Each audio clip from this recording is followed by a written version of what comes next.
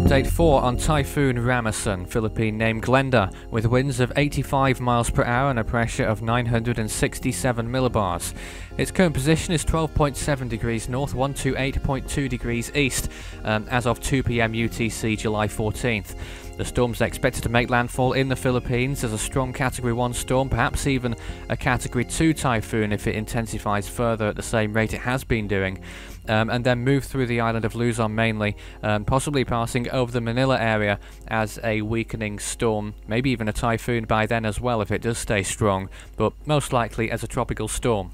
And then the storm will move out to sea over the South China Sea, where it may redevelop into a typhoon, and we could be looking at a Category 2 landfall for China and the island of Hainan in around 4 or 5 days' time, but that's somewhat uncertain at this time. In the Philippines, we have lots of warnings in effect. Signal 3 warnings for Catanduanes, the island off to the east of Luzon. Signal 2 warnings for many other parts of southeastern Luzon and the islands offshore there, and Signal 1 warnings extending as far north as the provinces of Aurora and Pangasinan, and the rest of Samar and other islands such as Mindoro as well. So lots of warnings in effect for the Philippines. We could be seeing typhoon conditions very soon for areas around there under Signal 2 and 3 warnings. And this is the latest satellite imagery, the visible over the past day. Of course, it's nightfall in the Philippines right now, so this was throughout the past day where the storm's been moving towards the Philippine Islands. Sea surface temperatures remain high, around 30 to 31 degrees Celsius, 86 to 88 Fahrenheit. Very warm indeed for further cyclone development, quite possibly. Looking at the wind shear map, you can see how it's been abating slightly where the storm is currently located, though higher values still remain towards the southwest of the storm. We could possibly see some interference there, but by the looks of things, especially when it enters the South China Sea, wind shear will be very low, and the storm shouldn't really have too much going against it for intensifying. This is the water vapor imagery. You can see the storm to the left-hand side, a little bit of dry air between the Philippines and Taiwan, but apart from that, a very moist environment that the storm is in too.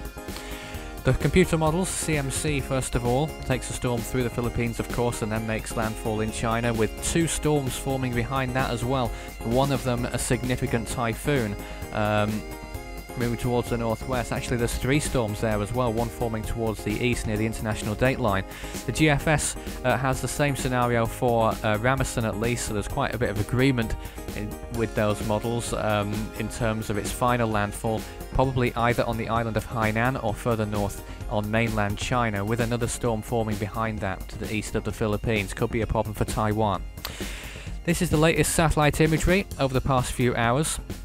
As night has fallen in that region, you can see the storm generally a westward direction. An eye looks like it's trying to form at the moment, not too well defined, but you can just about see it beginning to develop towards the centre of the storm there. Looks like the most potent area of thunderstorms and rain activities on the left hand side right now, but it was on the east earlier just a few hours ago, so that will be fluctuate quite a lot, I imagine. Most of the bands are towards the south of the storm, so the eastern coast of the Philippines, even as far down as Mindanao, could be seeing some strong rainfall and possibly some gusty winds, but we could be seeing winds over 80 miles per hour in the Philippines. As of July the 14th at 2 p.m. UTC, it's all going on in the Eastern Hemisphere. Invest 97S has formed in the Southern Indian Ocean, despite it not being the time of year. But Typhoon Rammasun and 2 invests in the Western Pacific are what to watch right now. 37 storms have formed so far in 2014 worldwide. Rammasun has become the 15th to reach typhoon equivalent intensity of 74 miles per hour sustained winds or higher. There have been 8 that have reached Category 3 status on the Saffir-Simpson hurricane wind scale, with winds of 115 miles per hour plus. Rammasun could perhaps be the 9th, but it won't happen before it reaches the Philippines. You can see Force 13 on any of its 6 outlets. The website, force13.com, will keep you most up to date with any goings on around the tropics, wherever they are, whichever storm it is. And the video pages, YouTube and Dailymotion, will also keep you up to date in video format. Just search Force 13 on those. You're probably on one of those already.